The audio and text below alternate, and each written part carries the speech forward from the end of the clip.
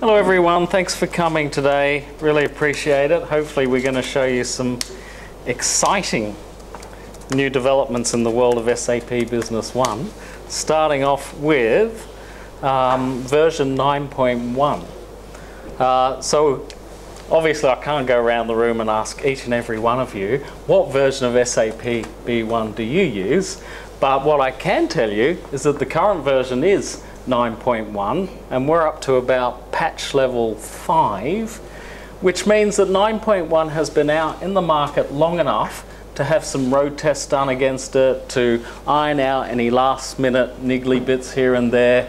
It's been patched to address things like well, we're going to show you, I don't want to give the whole game away, but things like even logging out users, disconnecting users, sending messages internally through B1 to manage that process, and much, much more. So without further ado, I'd like to quickly summarize what we're going to show you in 9.1. We're going to look at two areas because there's so much functionality that's been released in version 9.1, and because of our time constraints, obviously don't have enough time to show you absolutely everything, but we are going to focus on some really key highlights of 9.1 around some of the enhancements to the business logic, as well as some of the architectural changes. So within the business logic, we're talking about features such as production and resources. We're talking about changes to the way serialized and batch numbering is handled in the system. Another new Butte feature, multiple branches within one single company database, and more. And then down at the architecture section, there's been a whole range of new functions added around security, role-based security, being able to really go to town on customizing screens so that you can make a transaction entry screen look much more tidy, much more elegant, moving UDFs from one place to another. I won't spoil it, I want to show you it. I'm hopefully not going to show you too many PowerPoints because I know that seeing is believing. So I'm just going to pick up my little script here, and Professor Solanki over here is going to help me demo some of these wonderful new features in version 9.1. So I think right now, let's do away with the slides, Ketan. Let's go into the system. Let's touch and feel it. Sure. So the first thing we're going to look at is enhancements to the production process. And the main thing surrounding this is the addition of resources. So what are resources?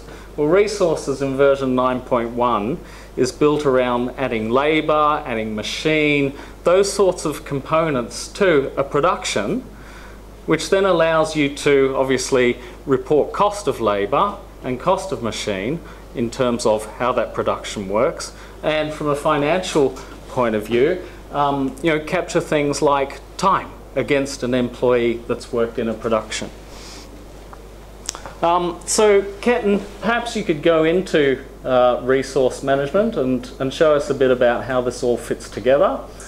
Sure. So what we'll do is we'll start off by looking at Item Master and just show you a couple of things that have been added in version 9.1 in relation to that.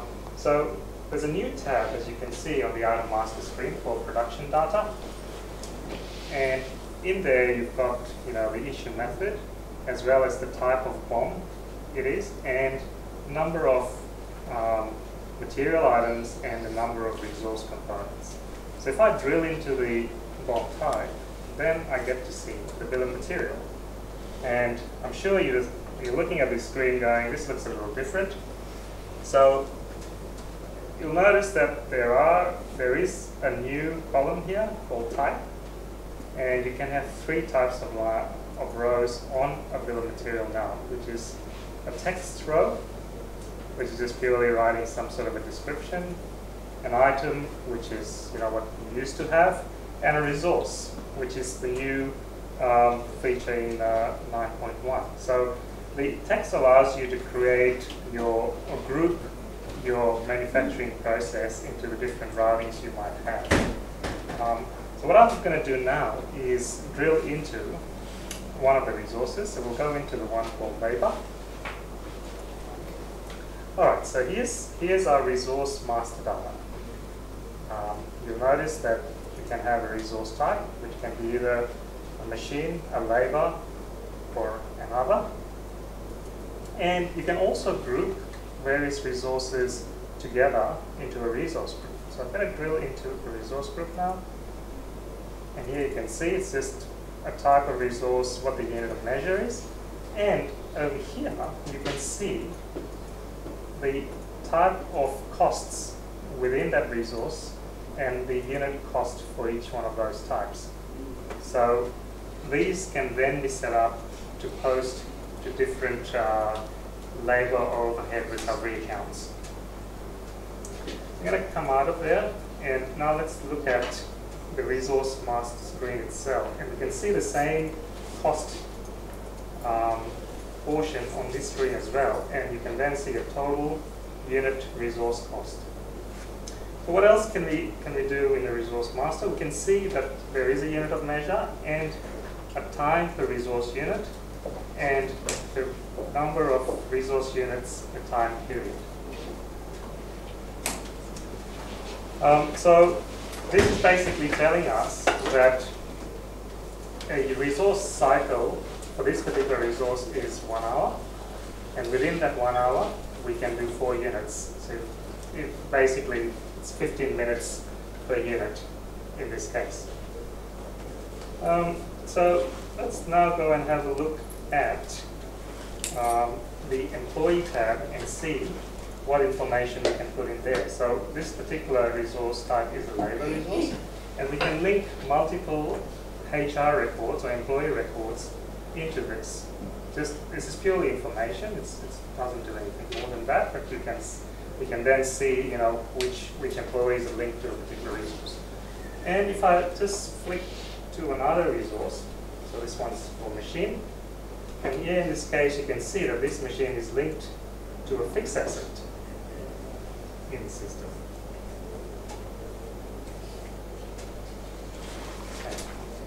So obviously we wouldn't necessarily use a delivery van as a fixed asset for a machine, but you get the idea. Okay, so let's now look at how we set up the capacity of a resource. So you can see going down the screen, days of the week, and going across, there are basically capacity factors which get multiplied out to then give you a daily capacity. So in this case, basically what we're saying is that there are 3 people working 8-hour shift, and there are 2 shifts, so there's 48 hours capacity on this resource. Oh good, because I thought that was going to mean I had to work 48 hours a week, and I'm not doing that. Well, 8 hours more, that's nothing.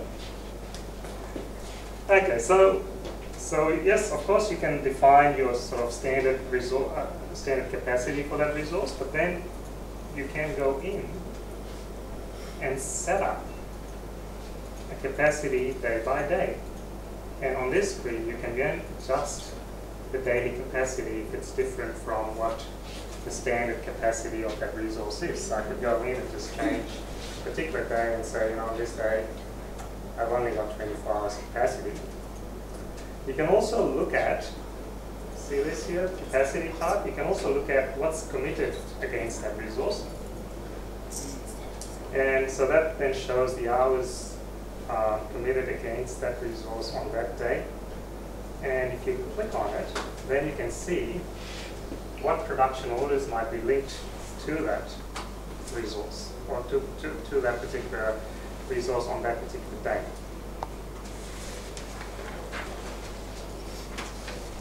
Okay, so I'm going to jump out of this screen now, and we're going to go and look at the capacity data tab on the resource master.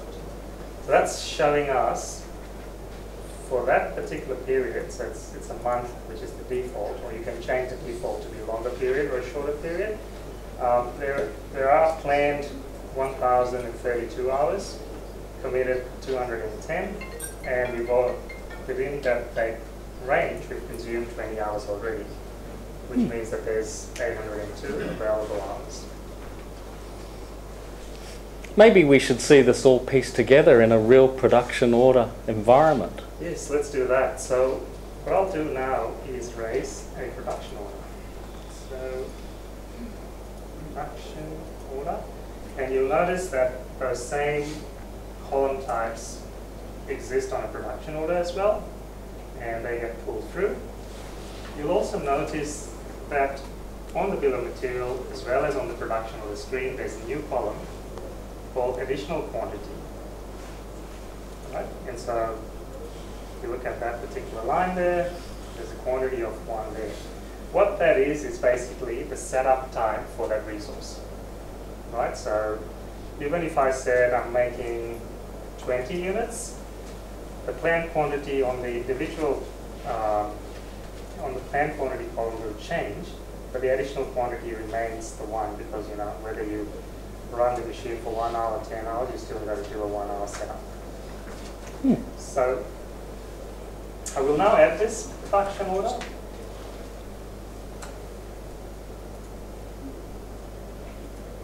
And release it. And now what we'll do is book some time against those resource lines. Professor Solanki, is there any accounting entry that's made at this point in time? None at all, because it's just a planned work order. The only thing that happens when this production order is created is that there is an additional committed quantity on the materials or resources that are listed. Ah. No financial transaction yet, but that will change as soon as I book some time. So booking of the time happens the same way. You issue components, and you only issue components for the ones that are listed as manual. Backflushing works kind of the same way. There's a bit of a change there, but for manual components, you can then issue. So, and basically picked up all my resource lines because they're the ones that I've set up as manual. Sorry, excuse me, what is resource like in this case? Is it the machine, or is it, because we came late and I don't understand what you're saying. So can you please just elaborate on the resource, that's all? Okay, so it can be either a machine or it can be a labor. It could be either one of those. It's really up to you how you set up the bill of material. Okay. So if you're making something, typically you'll have a bunch of components that you'll build to create a finished goods item. What's been lacking in previous, or what's been introduced in version 9.1 is the ability to add resources into that assembly mix as well, such as the labor cost and the machine time that you use to actually assemble that finished goods item. That's what this is. Thank you. All right, so I will now add this.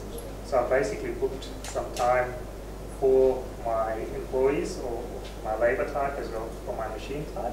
If I look at the summary, I can see the dollar value of that posting. So now we've got some financial transactions, and we should go and have a look at what that's done. So if I now look at the relationship map, I can see there's a production order and an issue.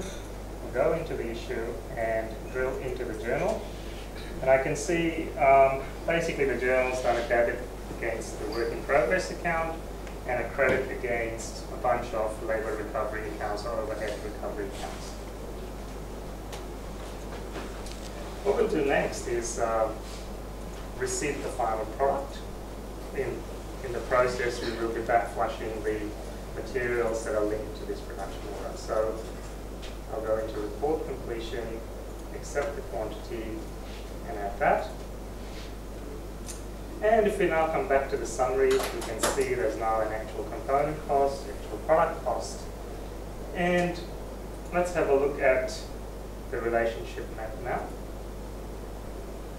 And you'll notice something a little odd. If you're using production a lot, you'll notice that even though I did a backflush, the system's created an issue for production for the backflush items as well. And if I sort of just drag this a little bit, you'll see that there's a line that sort of links the receipt to the issue. And if I drill into the issue, those are all the materials that are marked as backflush, but it's actually created an issue document regardless. And you can see that that was created automatically from the production receipt. This is new in 9.1.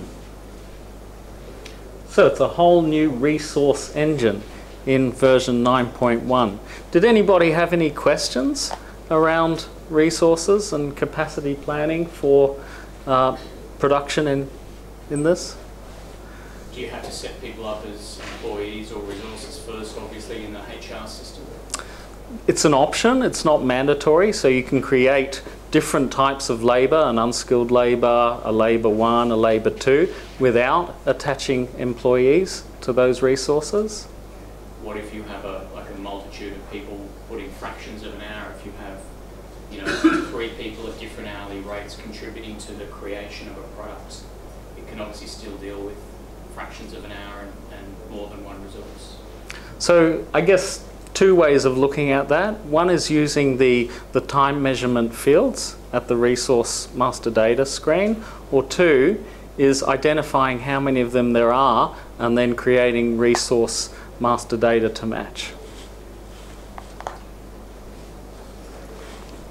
Any other questions? Yeah. Can you drive the yield by connecting SAP to the machine? Can you Drive the yield, so your real output as against a theoretical one, by connecting SAP back to the machine? I told you someone was going to ask that question. But that's the session you're doing a bit later on, isn't it? What was our answer? Because we actually went through that scenario earlier. Yeah, we'd have to do an integration, basically. Yeah. There's nothing standard in here using this new functionality to get that yield. So we'd have to create some kind of input. What we've seen so far is that we're fundamentally a standard costing system. I'm not looking at a real cost. Well, you're looking at standard cost for the resources, Yes. not necessarily for the components that make up the finished goods. But yes, at a resource level, it's working off standard But cost. also you can book the actual hours, so it is a bit more than just standard. I mean, the cost of the individual unit cost of the resource is standard, but you can book actual hours. But this is all very interesting and good feedback. If no other reason, then this is our first release of production resources, right? In the previous version 9.0, this did not exist. So now's the time to actually get stuck in, start using it, see what it does, so that we can give feedback and enhance it.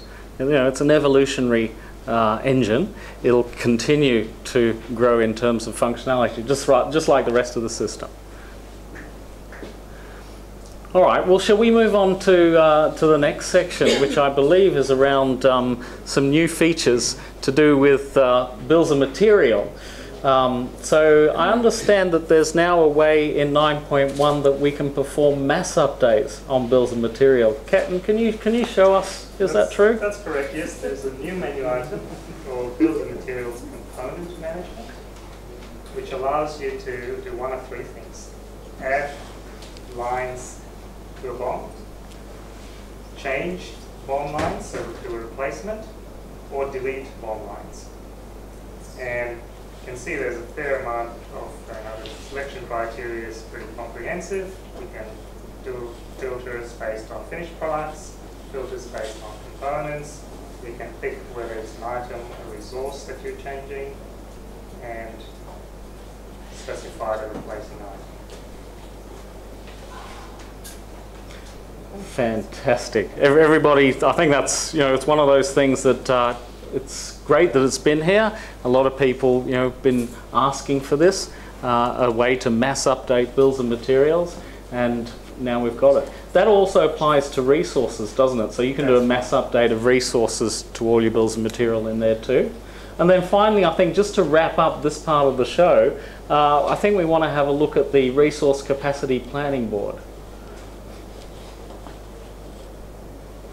Yep, so you can have a single report that shows you all the resources and all the planned capacity against individual resources, as well as the commitment against those resources. So you can quickly spot if there are any bottlenecks or issues in terms of capacity. You can drill into those as well, Yes. if it's committed, and see the orders placed against those resources. Fantastic.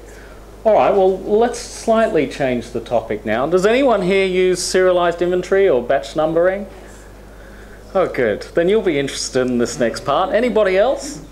No? Okay, we'll make this a quick one, okay? There's some really nice enhancements to serialization and batch inventory control around how it's costed. And I'm going to let Professor Solanki show you that right now. Okay, so that basically, if a product is serial or batch installed, you now have the option to cost it on a serial or batch number. So up till now, you've only had the option of costing by a standard, average, or FIFO. Now you can also do it for each individual serial or batch number. So this, I've got an item up here which is costed by serial or batch. If I just drill into the batch numbers transaction report and then look at a particular batch, I can see the cost is defined on the actual batch. And if I go to the next one, it's the same product with a different cost because it's a different batch. And it's only, that field is only available if it is costed by serial or batch, otherwise it's not there. So to switch between what we have in the previous version to this one, we would have to count all the items out. It's the same process. Yep. Seems like you've done it before. Yeah, come across a little obstacle to just switching the function on. Yes, it's not one of those things we just go ahead and switch on and hope it works. So there's also another report in conjunction with that, which is the batch and serial stock audit report. So it's similar to your inventory audit report, but specifically to batch and serial numbers. Shows the two items that I've got, which is serial or batch, and then I can see the individual serial numbers, transaction movements, and costs. Fantastic. All right, let's go back to the PowerPoint now. I'm going to move on to a completely different section of 9.1, and that is around multiple branch functionality within the one database. So with 9.1 comes this interesting innovation for SAP B1, in that you can create as many branches within a company database that you need, and then when a user logs in to the system, they can have a choice of choosing which branch they would like to work in for that period, knowing that they could override, if they have the rights to override that at any point during the day. And then off the back of that, being able to obviously report financially at a branch by branch level. So a couple of caveats just to wrap around that, because I don't want to give you the wrong impression here. You know, if you come to me and say, look, we've got a bunch of separate legal companies and we'd like to consider using this situation where we have the one company database with multiple branches, I'm probably going to say we don't recommend that. Now, this is the first introduction that we've seen in B1 of this multiple branch concept.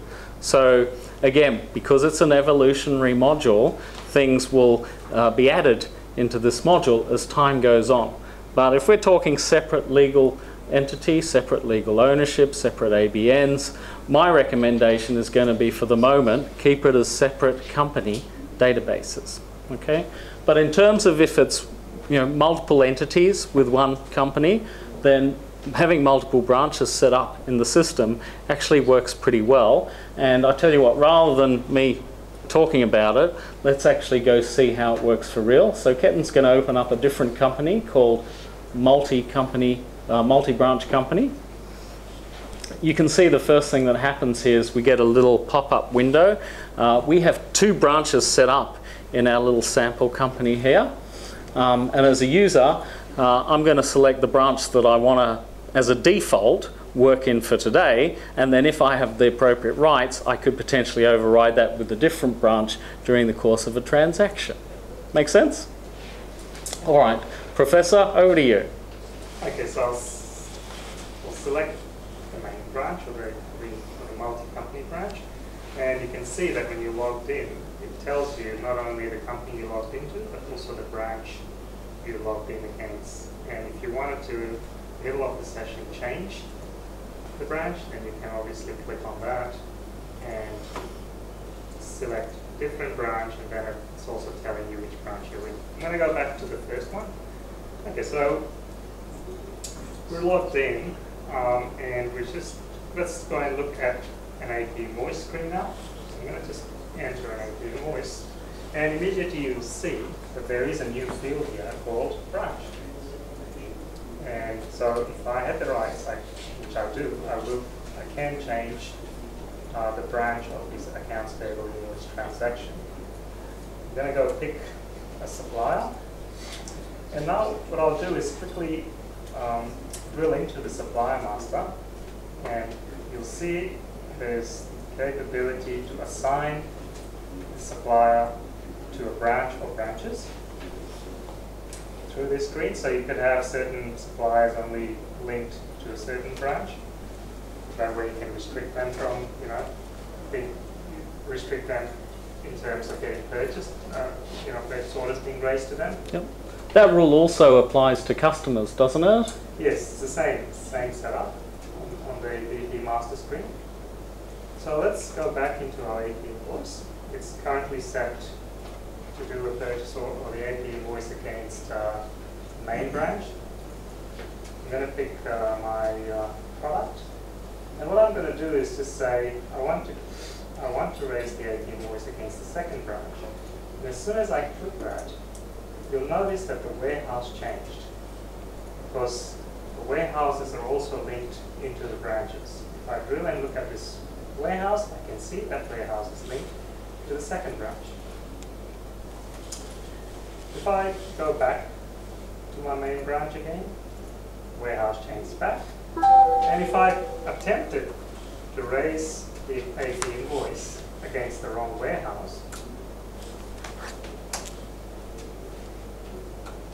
put a date in, I get a message saying warehouse is not assigned to the same branch as the document. Cannot proceed with that. Change it back, and we're in. And so, as Simon mentioned, this same facility is available on the accounts receivable side as well. You can go pick a customer, pick the branch, pick an item, and add it. And likewise, I can do it against the second branch as well.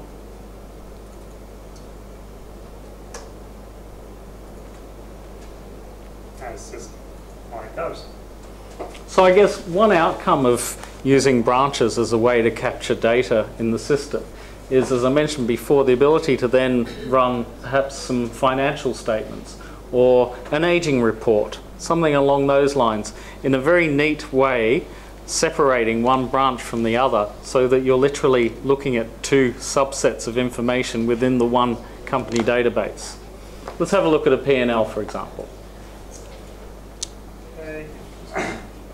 So within the P&L extended selection criteria, now you've got the option to select a branch. And so you can run a P&L for one or multiple branches, and the result will then be filtered just for the branches selected. And the same applies on customer receivable aging. You'll see that there is a selection for the branch. Is that something that you guys find interesting and quite a nice new feature in the new system? So you can do consolidated P&Ls and do that? Yep. With multiple branches? Yep. What about intercompany transactions? Can Nope. you eliminate? Nope. But again, I want to highlight, this is first gen introduction of multiple branches in this system, right? It's the very first time it's come into this system. it's only going to get more improved as time goes on. And I can see things like, you know, the inter-entity trade scenarios coming in and being introduced as we move into, you know, later versions of the product.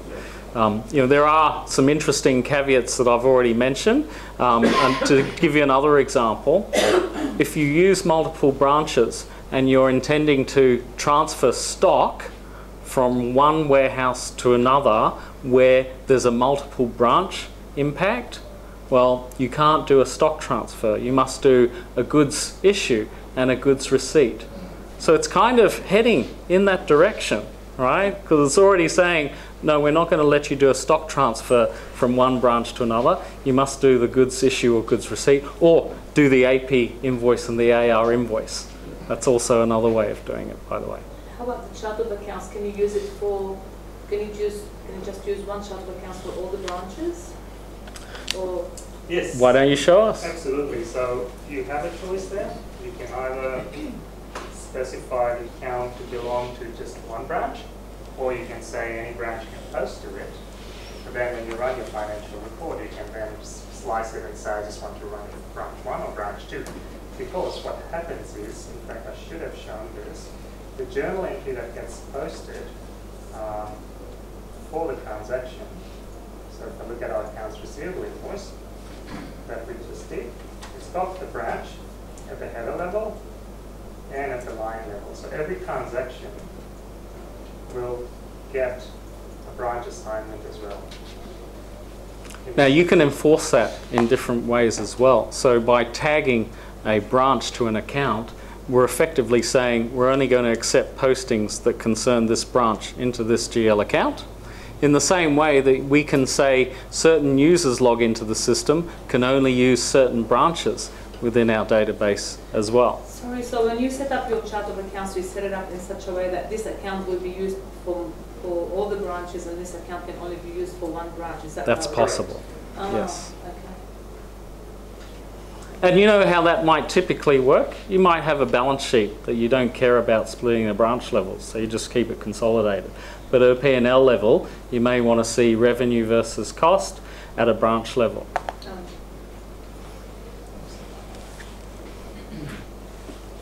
All right, so there's the new multiple branch functionality in version 9.1, and I don't want the excitement to stop there, so we're going to move right on into security and permissions now, because there's been a major overhaul there too.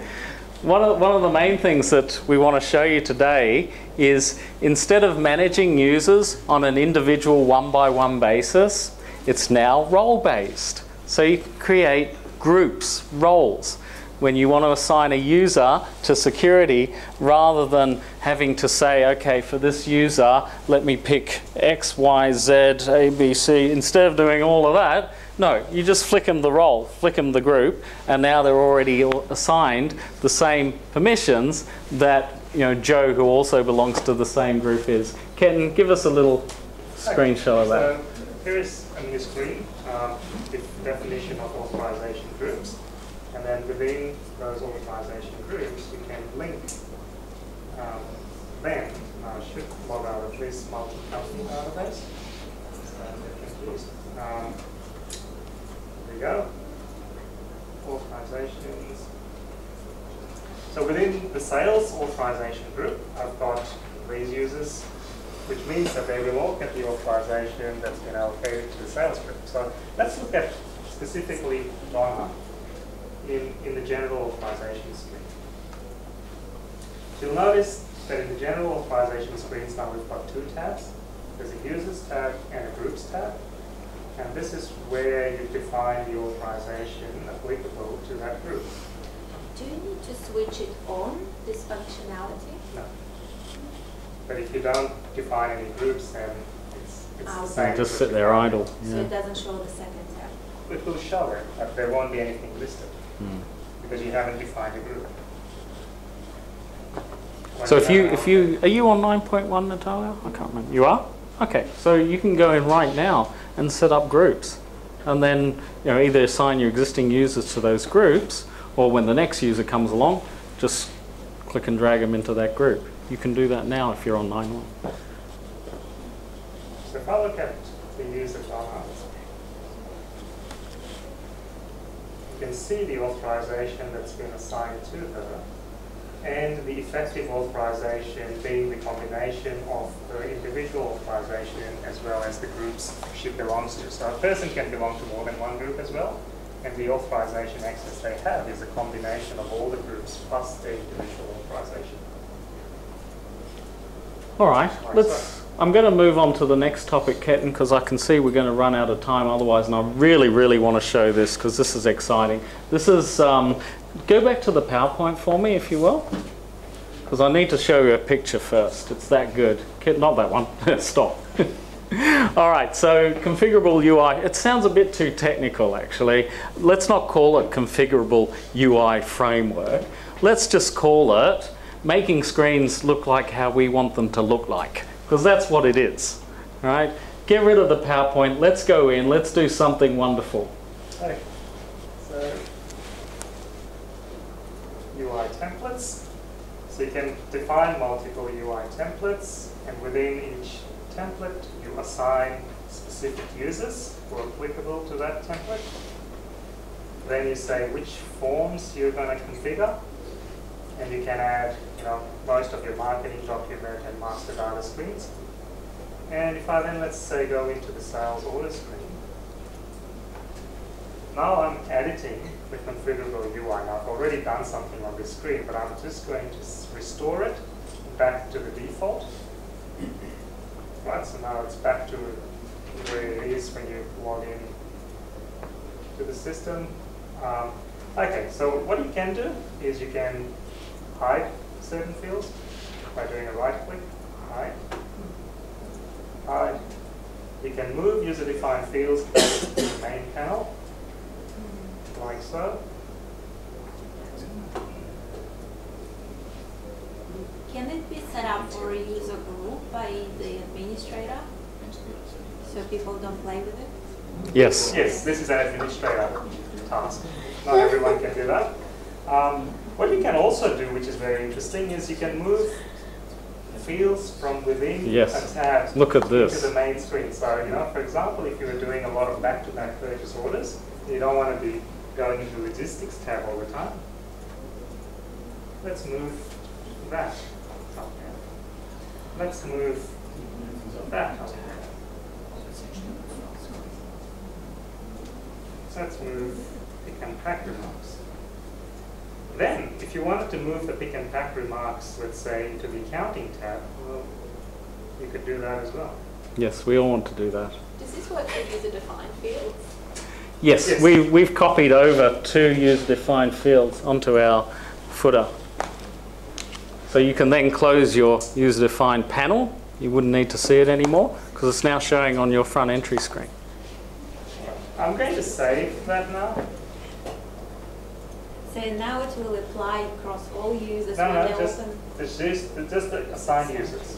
So see where we've assigned that template? We've assigned this template to the following users only. Right, so the template is called sales. These are the forms that we've customized, and these are the users we've allocated it to. I'm going to log in as Bill now, because Bill was one of the users in that sales template. And open up my sales order screen. There it is.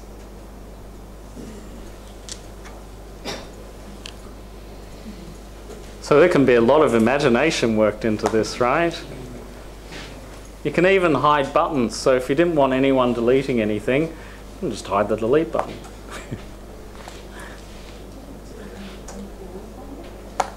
All right, so that's a very powerful feature in 9.1 and really takes that whole principle of, in previous versions, you could go rename labels, things like that.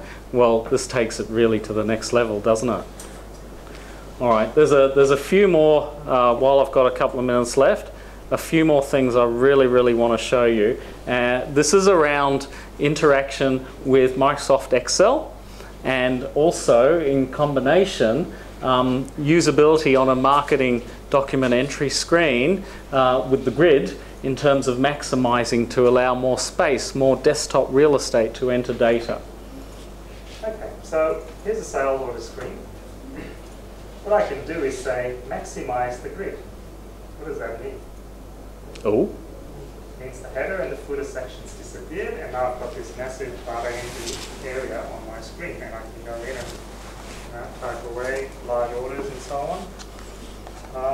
And then I can restore it back and then continue doing whatever I need to do. The other option you might notice here is this option called copy table. What does that do? Well, I can say copy table, launch Excel, and simply paste the data. Right, so it's the same as export to Excel, but you don't have to do the export to Excel, you just paste it in here. And now, let's say I want to change some quantities, manipulate a little bit of data. Right, so grab a few things. I could even change the price. And I can then copy that. And if I wanted to, I could overwrite the price and the products. So I'm pasting back and it's saying, does the selected contents include header information? In my case, it does. And it's basically overwritten the data. Now I can also just paste new lines in if I wanted to. Can you do that with geometries as well? So this function is available throughout the system. We're just showing you one area. I'm sure you can. I haven't tried. I'm sorry, we haven't got enough time.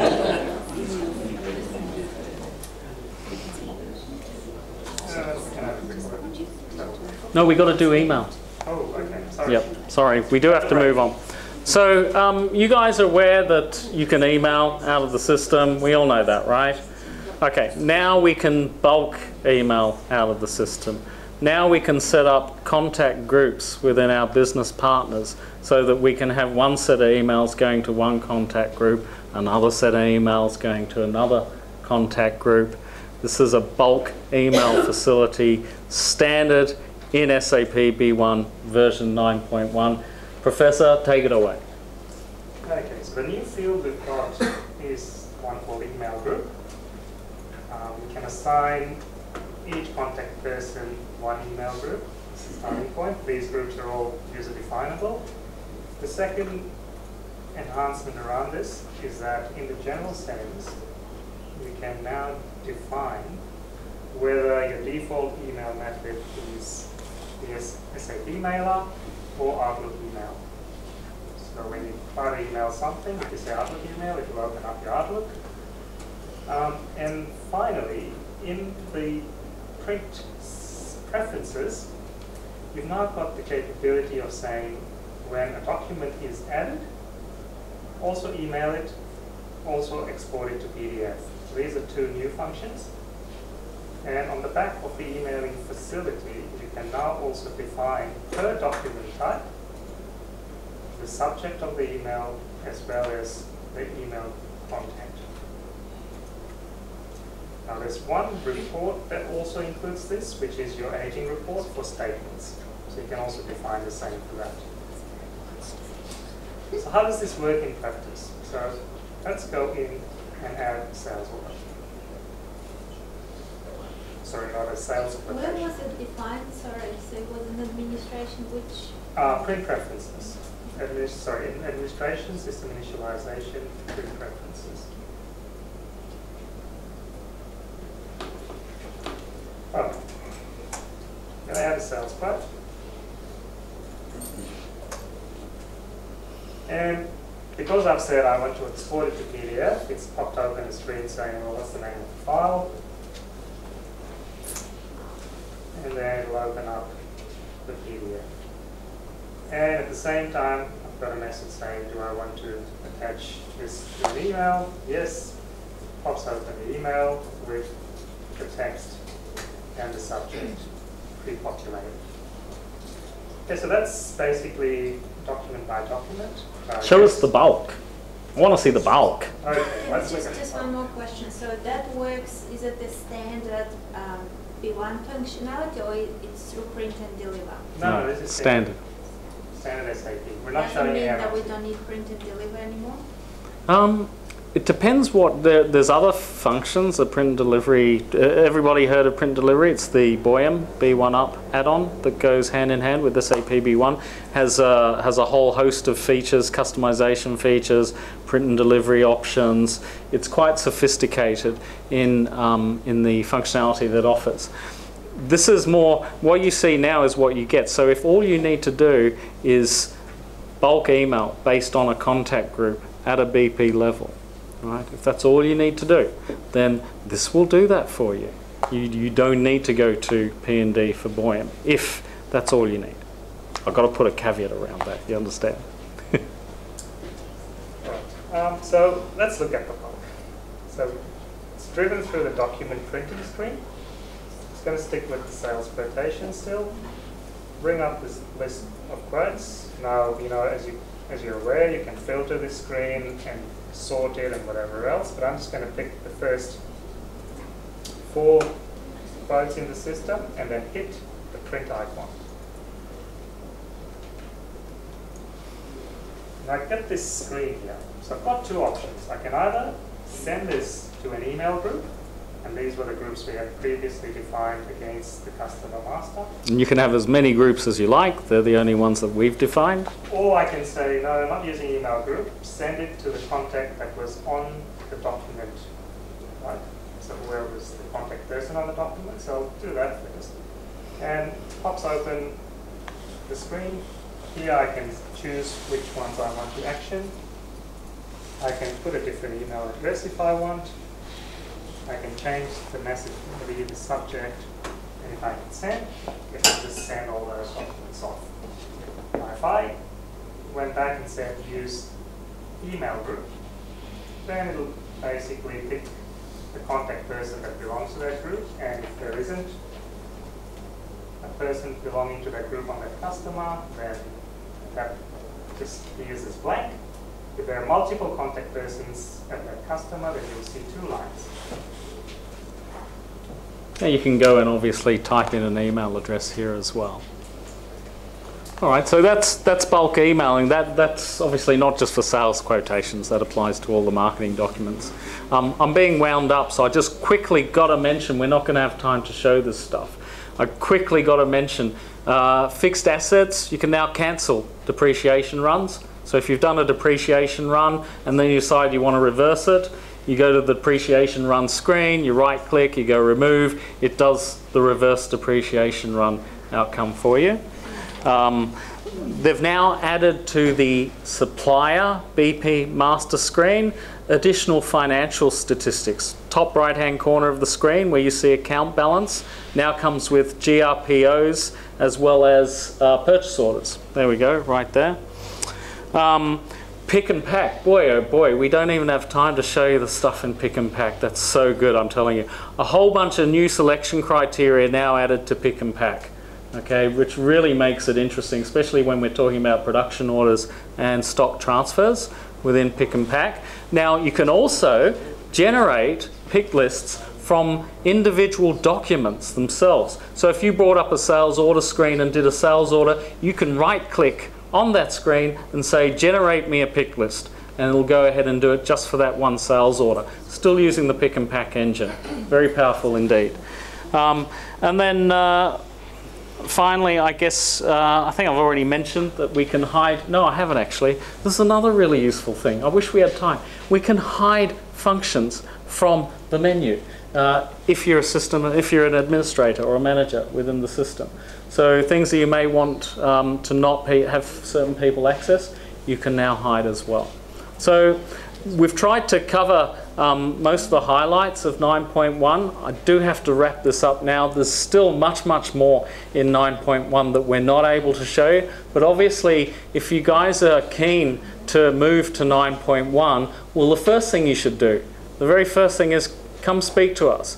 If you'd like to get a more detailed demonstration of what 9.1 can do for you, we'll be happy to schedule and do that for you as well. But obviously, what we'd like to do is get you off your older version and onto this, because you can see there's some great new functionality. All right, we'll leave it there and we'll move on to the next session. Thanks very much, Professor.